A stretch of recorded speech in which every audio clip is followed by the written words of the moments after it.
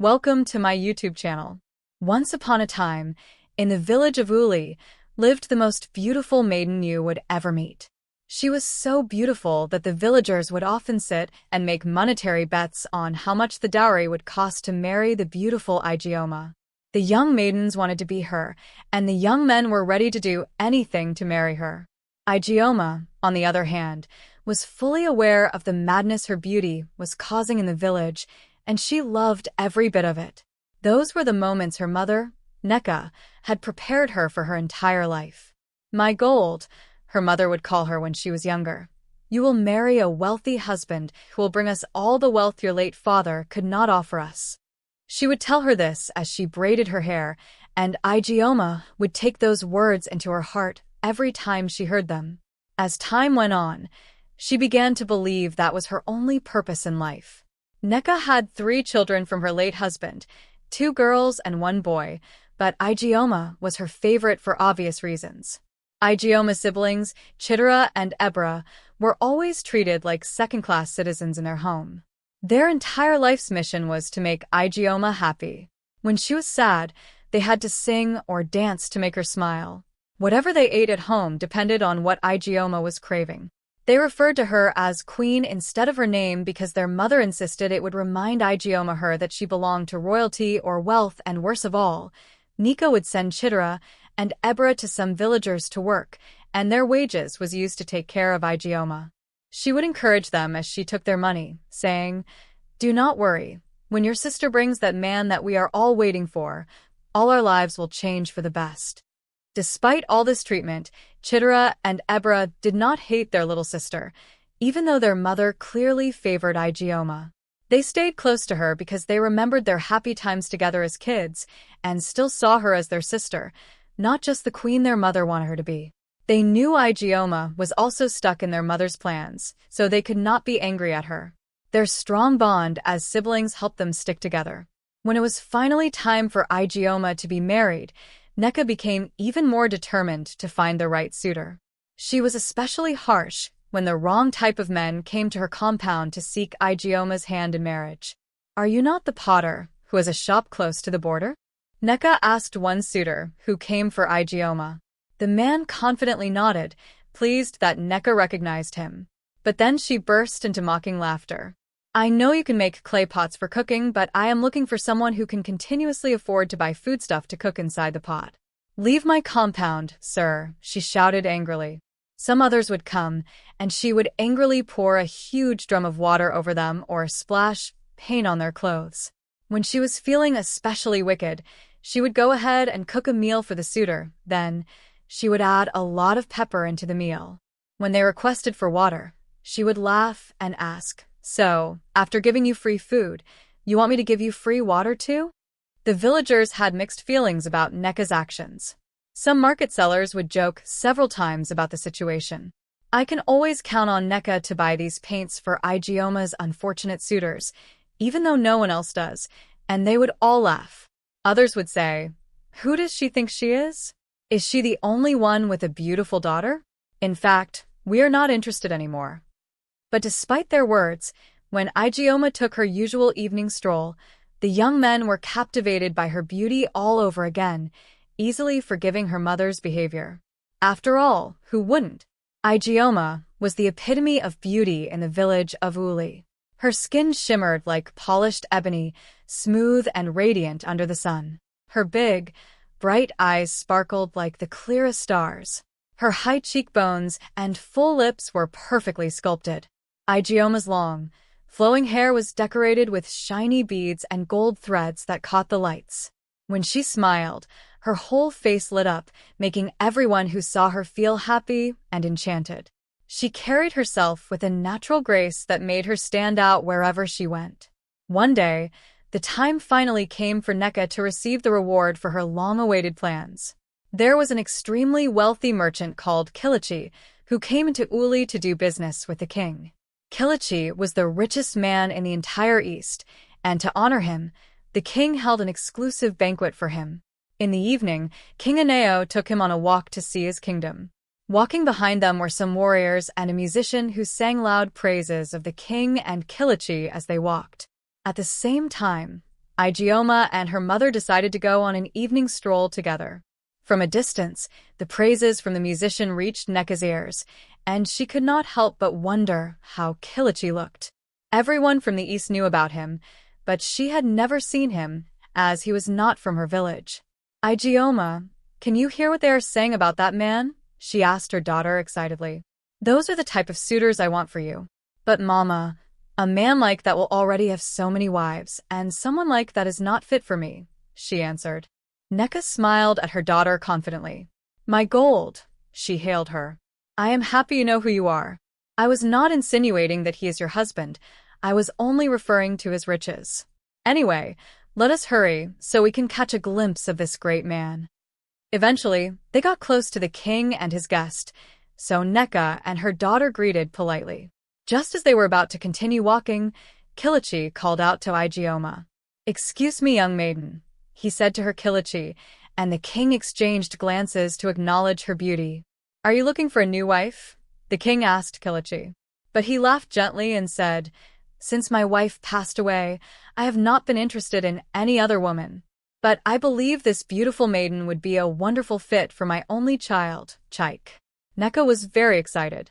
If anyone had told her that her gold would be chosen by Kilichi to marry his son, she would have never believed it. All her hard work had finally paid off. Afterward, Kilichi informed Nneka that he would come back with his son and the king's men to officially make their intentions known. And so, the agreement was made in the presence of the king, and news rapidly spread around the village. Many of the villagers became friendlier to Nneka. They wanted to be friends with the in-law of the wealthy Kilichi. Nneka, on the other hand, spared no expense. She sourced for funds from her other children, who were now married, and when that was not enough, she borrowed from people, promising to pay them back. She knew that once her daughter was married into Kilichi's family, her financial worries would be over. 2 weeks later, as promised, Kilichi came with the king's men, but when they all sat down, Nneka noticed that the men he had come with were all the same age as Kilichi. So, she asked, Elder Kilichi, you said you would be coming with your son, but I have not seen him. Or is he on his way? Kilichi smiled and responded, Apologies, my in-law. You know my son Chaik is the heir to all my wealth. He had to attend to urgent business matters in a distant village, but he trusts my decision. Nneka laughed out loud and said, Of course, I understand. After all, he will be here for the wedding. We can do without him today. But Sidera Ijeoma was not satisfied with the answer. But should Chaik not see his bride before you pay the dowry today? He asked. Immediately, Nneka pinched him to shut up. My son, Kilichi answered, nobody will see Ijeoma and refuse her as their bride, he said, and everybody laughed in agreement. Immediately, the dowry payment commenced. Soon after that, a date was chosen for the wedding, and preparations were in full gear. Nneka put her daughter through several expensive beauty treatments, and she spared no expense in the wedding preparations.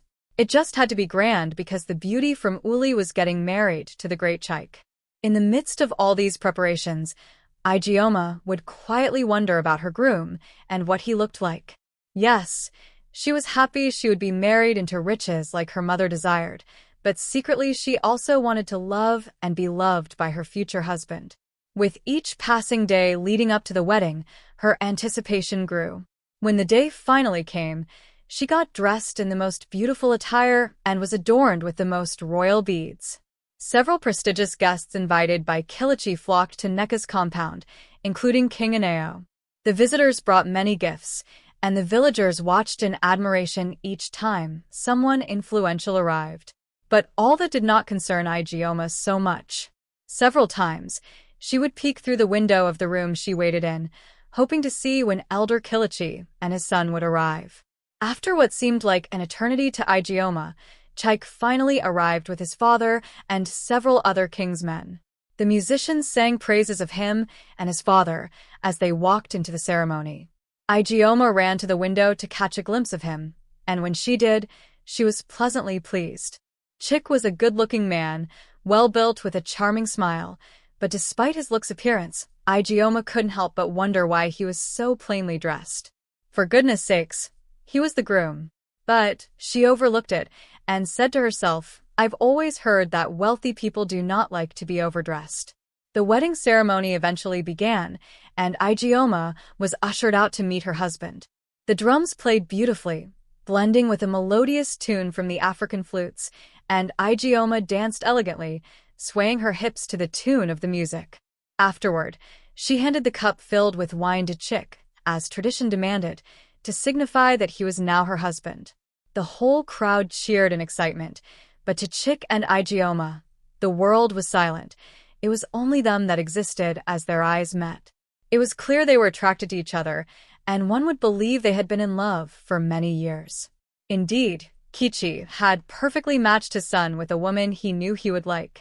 The marriage ceremony was over, and Chick and his bride made their way home. However, Ijeoma rode in a separate carriage while Chick rode together traveled with his father, because they had urgent matters to address.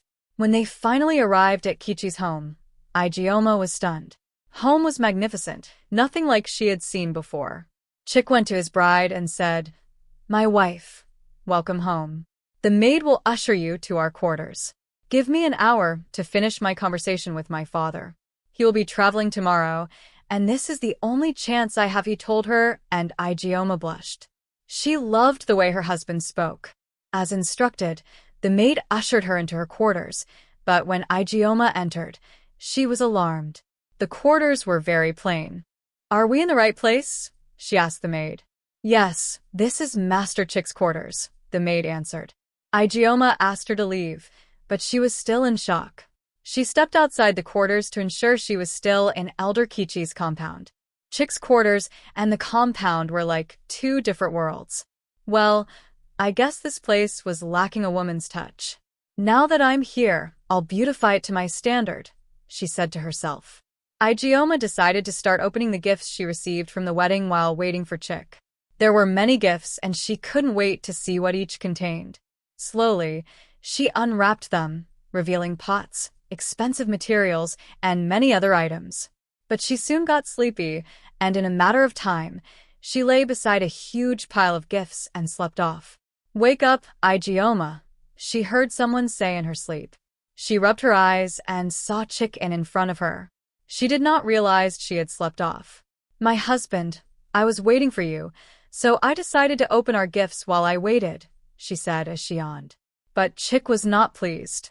We should have discussed this before you began. Don't you know we can re-gift these items to others when we are invited for occasions? That way we will save money, he said. Alarmed, Ijeoma was confused by his answer, but she decided to not ask any more questions. I'm sorry, I was not aware, she answered him. Chick felt he might have been too harsh, so he apologized. Then he sat next to her and said, You made such a beautiful bride. You are a beautiful woman. He complimented, and she smiled back at him. Thank you, she responded. Then she looked at him and said, You know, if I had met you on the road, judging from your attire, I wouldn't have known today was your wedding. Chick laughed. I'm a very simple man. Why do I have to spend all that money on an occasion when I can wear one of my pre-existing clothes? He responded. You mean you didn't get new clothes for the wedding? Ijeoma asked in shock.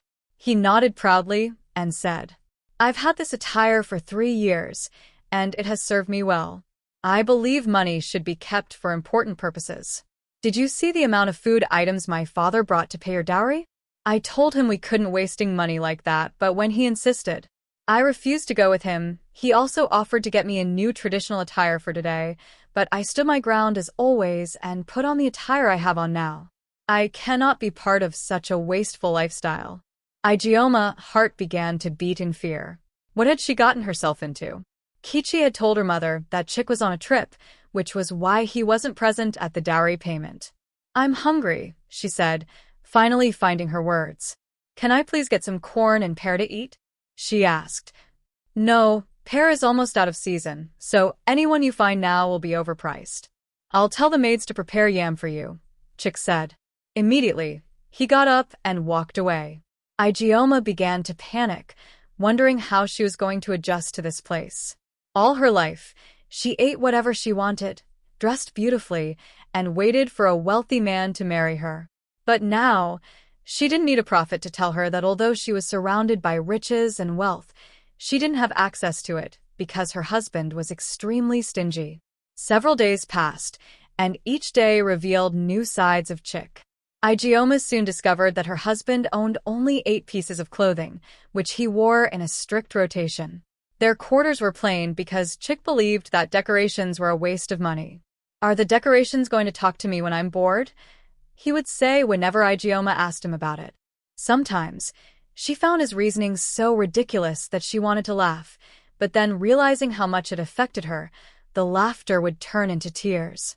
She had left most of her clothing in Uli, hoping that her husband would buy her luxurious new outfits.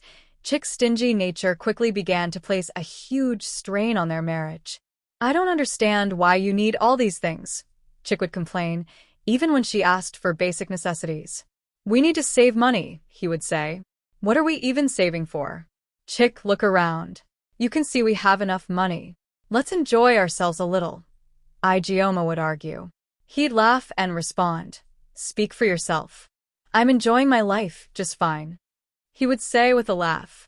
Ijeoma became frustrated and alone. Her days were filled with constant back and forth between herself and Chick, and she had no one to confide in. Her father-in-law, Kichi, had left on a long trip soon after her wedding, almost as if he had known what was coming and wanted to avoid it. Desperate for companionship, Ijeoma began to seek solace in Amaka, an older maid who worked in Kichi's household. Through her conversations with Amaka, Ijeoma learned more about Chick's past. "Kichi only met his son 2 years ago," Amaka revealed. "My master Kichi and Chick's mother were young lovers. When she got pregnant, she ran away because Kichi's parents threatened her. She was the daughter of a poor farmer." Amaka explained that no one knew why Chick was the way he was, but Kichi let him be because he was overjoyed to have a child. His wife had never borne him a child before she passed away, so when Chick showed up, Kichi celebrated with a feast. Amaka also advised Ijeoma to learn bead making. "I can take them to the market and sell them for you. At least you can use the money to buy some things for yourself," she suggested. Ijeoma took Amaka's advice to heart and began urgently, as she needed to earn some money for herself. Meanwhile, back in Uli, Neka was growing increasingly restless. It had been 3 months since the wedding, and she had expected to be swimming in wealth by now. The people she had borrowed money from were starting to demand repayment. In desperation, she sent a message to her daughter, asking why she had been left to suffer. Neka, confident that the messenger would return with bags of cowries, so she invited her creditors to gather at her house on the same evening the messenger would return. But she was in for a shock. Instead of bringing back wealth, the messenger returned with sad news from Ijeoma. Ijeoma narrated to him how pitiful how her life was as a married woman. To make matters worse, she even went so far as to ask her mother for a loan, if she had any money to spare. Neka nearly fainted when she heard the news. In a panic, she tried to flee, but someone noticed her and alerted the others, who quickly chased her down. When they caught up with her, she pleaded desperately. "Please have mercy on me. I'm an old woman," she cried. "Were you young when you borrowed the money from us?" One of them shot back at her. But she continued to beg for more time, and eventually, they agreed to give her a little longer. Neka immediately turned to her other children for help, sharing with them what Ijeoma was going through. Chitara, her eldest son, spoke up angrily. "Mama, I knew something was wrong, but you were only interested in money. Well, we can't keep paying for your mistakes. We will give you what we can, and then we'll send some money to Ijeoma, but we have our own families now. If we pay off such a huge debt, our own families will suffer," Chitara said, speaking on behalf of his sister Ebra. Then she added, "We've sacrificed enough over the years to support your plans, and we can't do it anymore." Realizing she had no other choice, Neka sold her only plot of land to pay off the debt. She also knew she had to find a way to support herself, so she decided to sell fruits in the markets. However, when she went to sell, the villagers began to mock her. "How can Kichi's in-law be selling fruits in the market?" they asked amongst themselves. Some of the men she had once looked down on would deliberately buy from her, only to laugh in her face. Neka felt humiliated, but she knew this was her fate now. Moving forward, she would live on the profits from her fruit business and whatever income her children sent to her. As time passed, Ijeoma mastered the art of beadmaking and was finally ready to sell her creations. But before doing so, she decided to do something unexpected. She gifted the first piece to her husband. "I thought this would look good with that white attire you always wear on Sundays," she said. Chick carefully examined the beads, his eyes narrowing as he took them in. "This is well crafted," he said slowly, holding the beads up to the light. "But why would you spend your time on something like this? Bead making won't bring us wealth." Ijeoma, prepared for his usual frugality, replied gently, "It's not just about wealth, my husband. I made this for you because I care for you. I know you don't like to spend money on things that aren't necessary, but this is a small gift for me to show my appreciation for you." Chick was silent for a moment, clearly taking her back by her sincerity. Finally, he nodded and, to Ijeoma's surprise, put the beads around his neck. "Thank you," he said quietly, almost awkwardly, as if he wasn't used to expressing gratitude. Ijeoma smiled, feeling a small victory in her heart. She knew it was just a tiny step, but a step nonetheless. Days turned into weeks, and Ijeoma continued to make and sell beads, slowly accumulating enough money to buy small things that brought her joy, like a new piece of cloth. Occasionally, she would give Chick one item or another. She noticed that he had begun to open up to her gradually. For example, when he returned from work, he would tell her everything that had happened. He even asked her to visit him at work so they could spend more time together. One day, while they sat under the tree eating a meal, Ijeoma asked Chick a question, risk of spoiling his mood. "Chick, why are you so focused on saving money? It's good to save, but yours seems like an obsession." Chick seemed uncomfortable, as if he wanted to run away from the conversation. But he also felt like she was his safe space. Finally, he sighed, his voice low and filled with emotion. "It's my mother," he began, his gaze fixed on the ground. "When I was a child, she always struggled to make ends meet. We barely had enough to eat, and she constantly worried about money. It was a hard life, and she would often tell me, 'Chick, never waste money. Save every coin you earn because you never know when you might need it.' And when she was ill, we didn't have enough money to treat her. She died because we couldn't afford the treatment." Ijeoma felt pity in her heart and hugged him, allowing Chick to lean on her. "I'm sorry you had to go through that," she said. "I know it makes you uncomfortable," he confessed. "But just maybe if I have enough money, I can always save the people I love." "But, my dear, we're living miserably," Ijeoma responded. "What if, in the end, money can't save your loved ones? What happens to all the money you've saved?" She responded to him. Chick thought deeply, never having imagined such a scenario. After a long silence, he looked up at her and said, "You're right. I guess I just felt stuck after losing my mother. I promise, my love, I'll do better." Ijeoma smiled reassuringly. "We'll take it one step at a time. We'll save for the future, but also make sure we enjoy the present. Life is meant to be lived, Chick, not just survived." Over the next few months, Ijeoma and Chick worked together to reshape their lives. Ijeoma continued to expand her bead-making business, bringing in a steady income that allowed her to buy small luxuries for their home. She was careful to make sure that every purchase was discussed with Chick, easing him into the idea that it was okay to spend money on things that brought comfort and joy. Chick, on the other hand, loosened up as promised. He had never truly been stingy. He was only scared for the future. He began to take better care of himself. He bought his wife what she needed and provided for his home in every way a man is required to. Their love blossomed, their relationship deepened, and they lived happily ever after. The moral of this story is that it's unwise to build financial fantasies on someone else's income. Being lazy will make you poor, but hard work will make you rich. Instead of viewing someone as your ticket to a better life, focus on working hard and building your own future. With God's grace, we can all find success. Remember, there is dignity in hard work. Thank you for watching today's story. If you enjoyed it, please like and share with your loved ones. Let me know what you learned in the comments. I always enjoy hearing from you all. Until next time, bye.